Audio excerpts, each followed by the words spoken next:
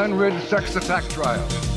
The Shame on You team confronts a crooked cabbie who's had no problem taking his customers for a ride. That and more next.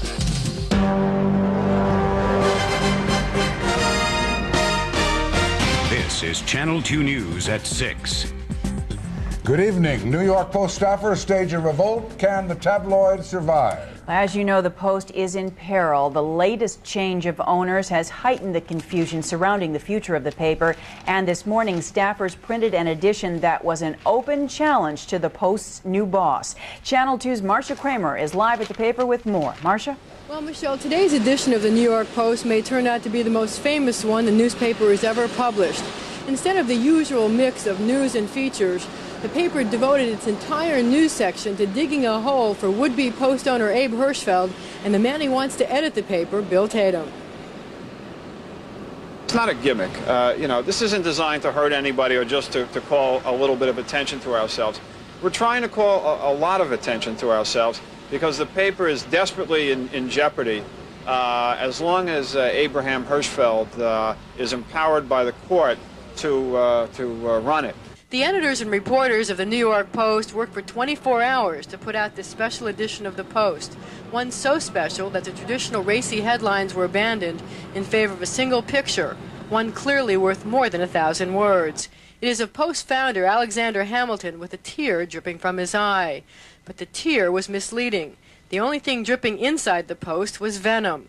On page 2, reporters and editors pleaded for another buyer to come forward and to save the Post from developer Abe Hirschfeld, the man empowered to buy the paper by a federal bankruptcy judge.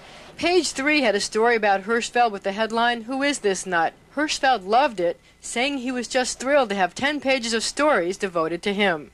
That's the best thing that ever happened. I could never expect a better edition because the results always counts. People are standing in line to get the newspaper. Also skewered was the man Hirschfeld wants to be editor of the paper, Wilbert Tatum, the publisher of the Amsterdam News. The paper labeled him Hatem Tatum and criticized him for supporting Tawana Brawley, Professor Leonard Jeffries, and the young men convicted of rape in the Central Park jogger case. Tatum definitely didn't love it the way Hirschfeld did. I find that what they did was to get the New York Post off rolling to a start that takes all the vindictiveness that they have harbored for years and put it under one cover and sign their names to it. I find it incredibly stupid. And if the drama of the special edition of the Post rolling off the presses wasn't enough, there was also the return of editor Pete Hamill for Post staffers to deal with. Hamill had reportedly been dumped by Hirschfeld on Friday, but today he said he was back and intended to stay. The question is, what exactly will he do? For myself, the editor-in-chief is definitely going to be Bill Tatum. And could Pete work under him? I don't know. It's up to Bill Tatum, not up to me. Well, Hamill and the other Post staffers spent the day putting together tomorrow's edition. They're being kind of secretive about it, but what we can tell you, it will have a green stripe. That's the stripe that the paper traditionally has on St. Patrick's Day. But you can expect a few stories about Tatum and Hirschfeld, said one editor. We're going to keep up our campaign to find another buyer. Reporting live from the New York Post, I'm Marcia Kramer, and now back to the studio. Marcia, any idea why Bill Tatum was selected? Well, I think one of the things that Abe Hirschfeld is trying to do is to bring the city's diverse ethnic groups together. And as you know, Bill Tatum is the publisher of the Amsterdam News. And one of the things that they're planning on doing, according to Tatum, is trying to bring in the publishers of El Diario, a Spanish-language newspaper, as well, in some kind of joint publishing agreement. Marcia, thank you. This evening, 4 years after the Glen Ridge sexual assault case exploded into the headlines, the deliberations are over and the verdict is in. New Jersey correspondent Ren Scott joins us now from Newark with the fate of the 4 former athletes charged in the assault. Well, Jim, for the past 8 days, we have been speculating as to what this jury may have been thinking. And in some areas, we are still speculating because they left this courthouse without talking in depth to any member of the press. But this much we do know. They voted guilty on 3 of the 9 counts in this indictment in what prosecutors are calling a landmark case in protecting the mentally retarded against rape. As the verdicts were read, the four young men showed no emotion, but afterwards their attorneys voiced their anger over not only the verdict, but the entire trial. They did not have before them all of the evidence that we thought should be before them. And if the jury had been able to see the evidence that it was not able to see, the verdict might have been different. And as they left the courtroom, the friends and the families of the four young men voiced their feelings as well. Mr. Scherzer, do you have any comments? Upstairs. 22-year-old twins Kevin and Kyle Scherzer and 20-year-old Christopher Archer were each found guilty on 2 counts of aggravated sexual assault and 1 count of conspiracy to commit sexual assault. They each face between 10 and 20 years in prison. 21-year-old Bryant Grober was convicted of just 1 reduced charge of conspiracy and will probably not spend any time in jail. Women's groups who have been following the trial say the defendants got what they deserve. We think it's a good verdict. We were very pleased to see that this jury was able to move beyond the rape myths and the lies about rape that were argued by the defense attorneys in this case. It was more than 4 years ago, in March of 1989, that the 4 young men lured a mentally retarded girl into the basement of one of their Glen Ridge homes and sexually assaulted her with a broom and a baseball bat. The defense contended that the girl consented to the sex, but after 8 days of intense deliberations, the jury of 5 men and 7 women agreed with the prosecution that the victim was mentally defective and therefore incapable of giving her consent. Well, we said from the very beginning of this case that this is a different case. When you use bats, broomsticks, implements of this nature, this is pure unmitigated violence. Despite the objections of the prosecution, the 4 young men were released on bond pending their sentencing on April 23rd. And in the town of Glen Ridge, where reaction to the verdict was mixed, people say they're just relieved that it's finally over. I'm hoping our justice system served us right, and I'm just waiting for Glen Ridge to get back to normal. I'm glad. That's all I can say. I feel badly for the parents of the boys, and I feel bad that they wrecked their lives, but I mean, that's how it is. Now, in arguing against this bail issue, prosecutor Glenn Goldberg dropped a bit of a bombshell when he revealed that Chris Archer may now be a suspect in yet another alleged rape, which happened back in 1989 up at Boston College, where he is now a student. He said he may use that information when he appeals this bail issue, perhaps as high as the state Supreme Court. As for the defense attorneys in this case, they say they are already considering their grounds for an appeal. That's the latest from the Essex County Courthouse. I'm Ren Scott. Let's go back to our studios in New York. Thank you, Ren. A Long Island doctor has been found guilty tonight of giving faulty mammograms. The Nassau County Board of Health has charged Dr. Padma Ram with performing substandard breast x-rays on more than 200 women. Today, Dr. Ram was fined $170,000 and was ordered to notify the women who had the mammograms. Health officials say so far Ram has refused to release the patients' names, saying she's protected under the doctor-patient confidentiality law. The wrangling over the St. Patrick's Day parade continues at this hour, with the parade just 17 hours off before it begins. The official parade set to start up Fifth Avenue. The Irish Lesbian and Gay Organization lost a court battle today for a permit to march down Fifth Avenue tomorrow. The judge said that could have caused a confrontation with the Ancient Order of Hibernians, who'll be marching up the avenue. ILGO now says it too will march up the avenue well in advance of the regular parade, but without a permit. You're talking about an immigrant community. It's like a family. And basically what the message is you are not part of our family. And we're saying, well, excuse me, we are. And we're not going away anywhere. And the sooner you get used to it, the better, really, because we're not going to give up this fight. Some area politicians are going to be boycotting tomorrow's regular parade, which will begin at 11 o'clock tomorrow morning.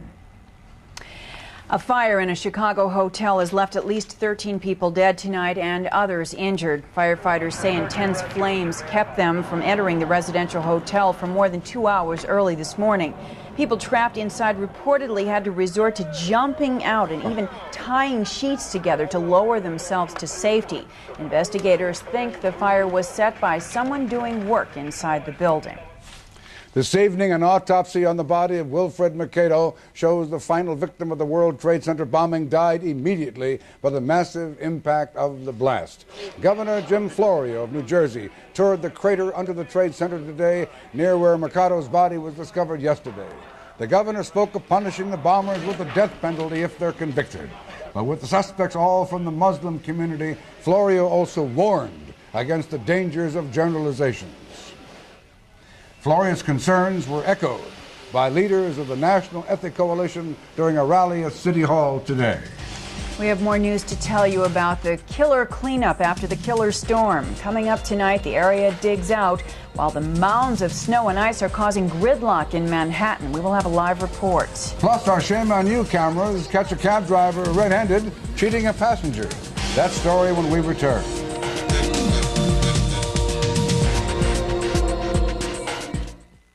Channel and only one real Italian bread, D'Italiano. Dan and Sue were a California couple who had it all. million-dollar estates, private jets, Armani clothes, a black Ferrari, a Rolls Royce, and diamonds that went on forever. All on $56 grand a year.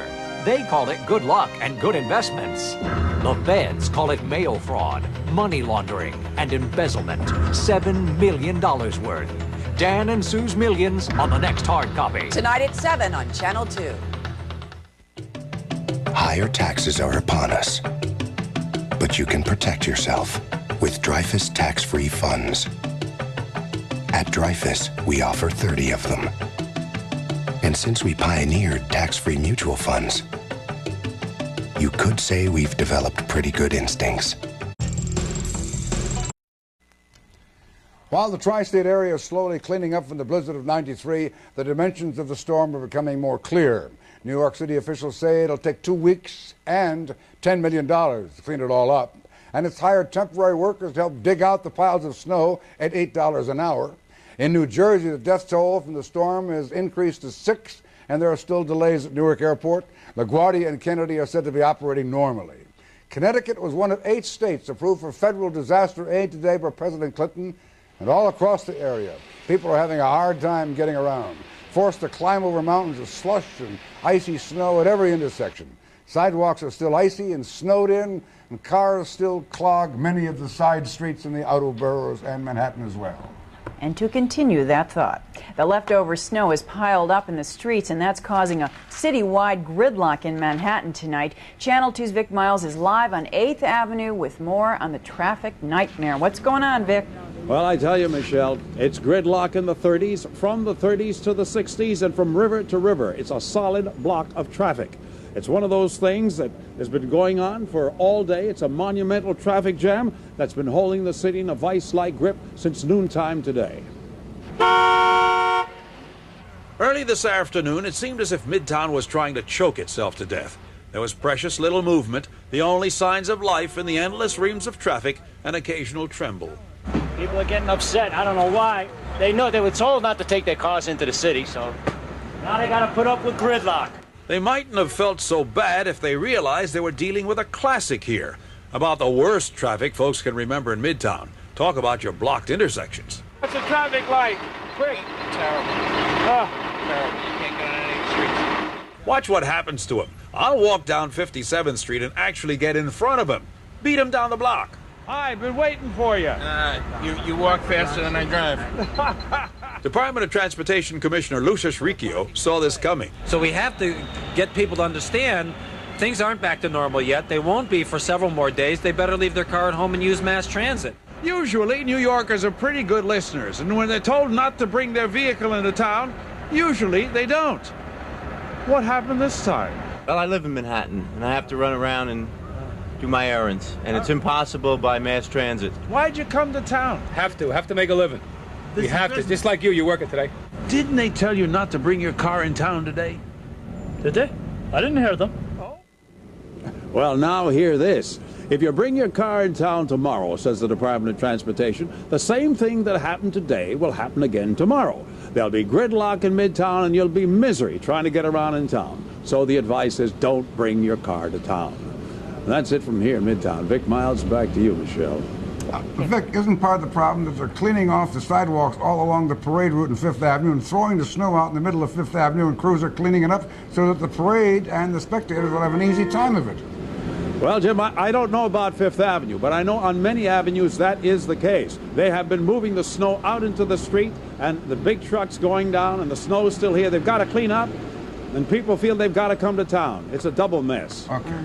Back to you guys. Up next this evening, storm field with word of whether it'll stay warm enough to melt all this stuff. And then later on, football's most sought-after free agent pays a visit to the Jets when we continue. Mario Perillo, Mr. Italy, and Alitalia are the world's leading specialists to Italy. You know, I may not look it, but I've been at this for 50 years creating fantastic tours at affordable prices. Let Mario escort you from the Alps to Sicily. We take care of everything. You relax, free to enjoy Italy's monumental cities or the charming little villages off the beaten track. For this free Perillo brochure, see your travel agent or call 1-800-255-5000 now. Now there's a book. All right, welcome back and take it away. I will do that. All right, those of you who have got some plans for tomorrow, you're going to want to have an umbrella handy because we're looking at some rain coming our way. But for tonight until about midnight, not too bad. Humidity has gone up 10% at 70%. The wind's right now from the south at 10 miles an hour, and here in New York it's about 39 degrees. A large mass of wet weather is making its way to us. We're going to get hit with warm air first. That's the good news. Problem is we're also going to get hit by cold air after that. So what starts out as rain overnight tonight along the coastal areas will also be a mixed bag inland. Mostly rain throughout the area for the most of the day tomorrow. And then around drive time, changing back to snow over much of the area as that colder air makes inroads. And over the next several days, the 5-day forecast showing some very bitterly cold weather. For this time of year, the normal high should be 50 degrees. We'll get close to it tomorrow, but Thursday, 33 degrees. Friday, bright and sunny, but 35, 15 degrees below normal for this time of year. A tough winter. Thank you, Storm. Just ahead, a taxicab ripoff caught on videotape. Arnold Diaz confronts a cabbie who took passengers for a ride in a special Shame on You report. Is that Next. the same way you pocketed the $20? USA Today asked. Jane Whitney shows moving to the Big Apple. Because New York audiences are the best. Be part of the excitement. Call 1-800-771-2700 for free tickets. President.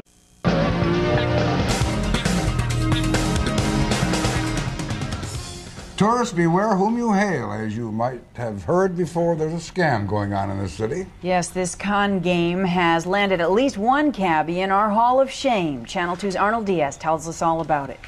Shame, shame, shame, shame on you.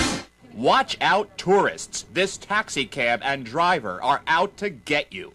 What, do you make a living hustling tourists, sir? I don't know what you're talking about. We saw you hustling them over there. How can you charge $10 to go 3 blocks? The driver is part of a well-organized tourist hustle that authorities know about but have been unable to stop.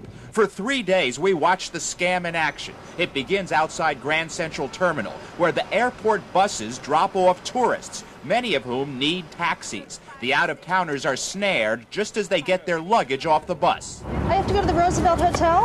Yeah, Roosevelt Hotel. Yeah. Oh, you gotta talk to this man. He's not from California, from Canada. Where are you from? Kentucky. Kentucky Fried Chicken? Yeah. This driver works with at least 2 other men, the guy with the gray jacket and the man with the beret. They help snag the tourists, who don't suspect a problem because they're getting into a legitimate yellow cab. In this case, the tourist is actually a Shame on You producer wired for sound. How much is it? $9.25. It should cost only $2 or $3 on the meter to go to the Roosevelt Hotel 3 blocks away. But in this cab, the meter is covered with black tape. The driver told our producer fares are based on a zone system, which of course is nonsense. Then he jacked up the already outrageous price when he dropped her off.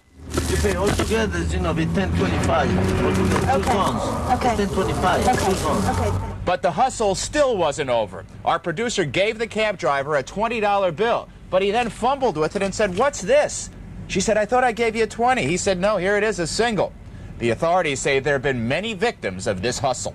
The passenger is very flustered at this point, takes back the $1 bill, which wasn't his in the first place, and gives him another $20. So this guy just got ripped off to the tune of $39. The Taxi Limousine Commission says it's been unable to take away the cab owner's medallion because the victims are tourists who don't stick around long enough to testify in court. But we stuck around long enough to confront the hustlers. Why'd you tell her there's a zone system in New York? There's no zone system for taxis. Yeah, but hold it. And how about the tape covering the meter? Look, you see that? You see that? You know. You see that black tape over your meter? What's the black tape doing over your meter, sir? That tape right there. The tape you just took off right now. Where? Right there. The one you just, let me see your hand that you right there that you just put in your pocket, huh? Is that the same way you pocketed the $20 bill off of her? One of his cohorts tried to block our camera and then walked into oncoming traffic to get away from us. You set the tourists up, right? You bring them over to him, right? Because we saw you operating too. You one of the hustlers? One person who was glad to see us was the tourist who had just gotten into the cab before we came along. Where are you from? Holland. Holland. Welcome to New York. Thank you. You didn't realize that you were almost hustled. Yes, I realized, but Yeah. just in time. Now it's time to hustle into our Hall of Shame. Those involved in the taxi tourist trap. Out-of-towners, beware. Shame, shame, shame. Shame on you. All the many summonses against that driver have been dismissed because the complainants, all tourists, failed to show up in court. Now the head of the Taxi Limousine Commission says he's going to use a tape of our report to call that driver in for a hearing, seeking to revoke his taxi license and take away the cab's medallion, which is worth $134,000. We'll keep you posted. Wouldn't a taxi limousine commissioner starter at the terminal help, like as they have at the airport? They have security guards going up and down the block. They have a regular taxi stand 1 block away, but that's not where the buses drop the passengers off. Okay, hope to hear more on this one. Thank you, Arnold. Still ahead, Rock wrote with a superstar free agent talking to the Jets. Plus the Yankees in the Grapefruit League, action from Florida, and all the sports in just a minute.